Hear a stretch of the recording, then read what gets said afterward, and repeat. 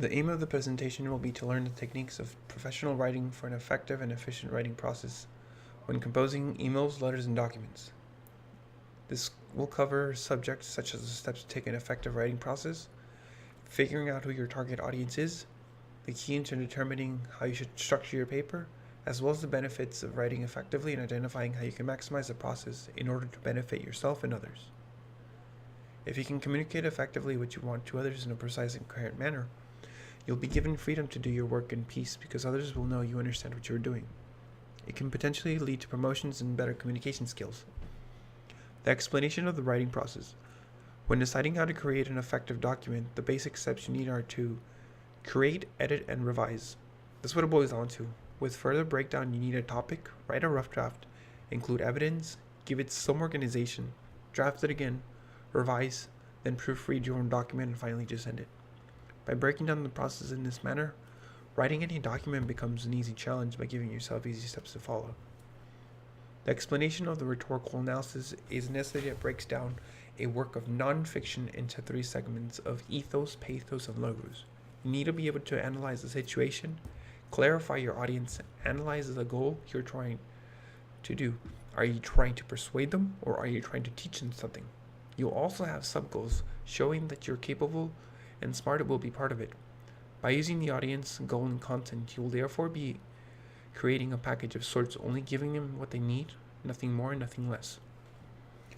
The explanation of the principles of professional writing cover what you need, keep it formal, and use proper word choice. You need to be clear about what you are trying to convey unto others. By being clear, you save time and keep your audience from being confused by unrequired information. You need to be concise about what you are trying to communicate to others. Those who can present the same ideas as their peers but in less time will be perceived as far smarter and efficient. The proper word choice is needed here. Don't be overly wordy in documents when simpler words will do just fine. Therefore, make the word choice suitable to their level of understanding.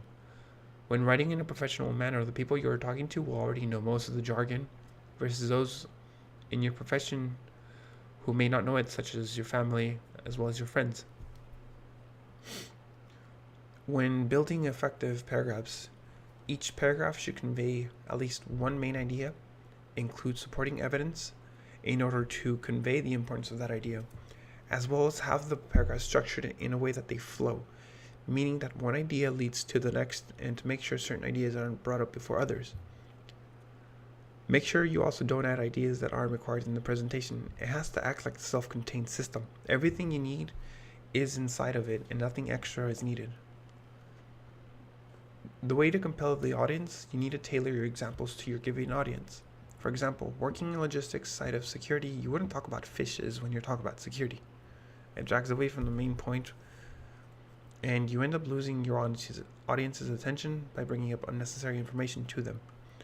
Therefore, you need to understand the importance of using the correct examples. If you're talking about logistics of security, then bring up factual evidence about security to back up your initial claims, as well as adding credibility to your presentation and keeping your audience engaged.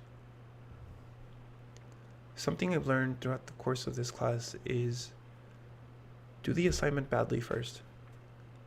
Forget about the assignment and then come back to it. After you've come back to it from a break, 30 minutes, maybe even a day, come back at the assignment, pick out the good parts, leave the rest, and then from there you can make a stronger and more concise outline. Once you've finished it, keep editing again. If you think you're at a roadblock, find someone you know who is good at editing and ask them for help. But don't come empty-handed and expect them to do all the work of marking up your paper. That's the wrong approach.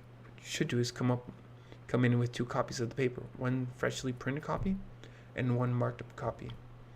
You'll give them the fresh one, but the point of this is you'll be able to come in with far more precise questions by doing this method because you'll already know what's wrong with your paper. You know where you need to tackle those problems and they can help you out.